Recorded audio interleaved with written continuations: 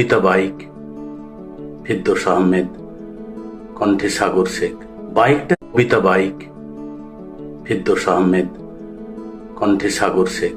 বাইকটা দিচ্ছে শ্বশুর মশাই, আব্বা দিচ্ছে তেল, তাই তো আমার গতির সাথে জেট বিমানও ফেল। দুর্ঘটনা ঘটলে ঘটুক, আমার কিসের ভয়, গেলে যাবে বাপ শ্বশুরের, আমার কিছু নয়।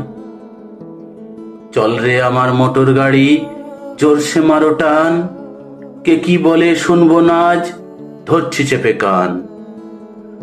আহা হা কি মনোরম গাঁয়ের বাঁকা রাস্তা, 600 কিলো ঘুরে এসে করবো রে আজ নাস্তা। এমন গতি তুলবো রে আজ, আমার গতি দেখে থমকে যাবে পথের পথিক পন্থ চলা রেখে।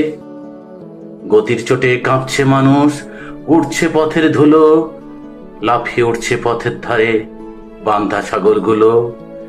গতি আরো বাড়িয়ে দিলাম, পথটা পেয়ে সরু, হঠাৎ দেখি সামনে আমার বিশাল বড় গরু। ধাক্কা লেগে সাধের বাইক পড়ল গিয়ে খাদে, আমার তখন হুঁশ ছিল না, ফিরছি দুদিন বাদে। দুদিন বাদে জ্ঞান ফিরলে চেয়ে দেখি ভাই, আমার যে 2 পা ছিল তার একটা সাথে নাই। সকল কিছু শোনার পরে চমকে গেল গা, বাইকটা না ঠিকই আছে, আমার গেছে পা।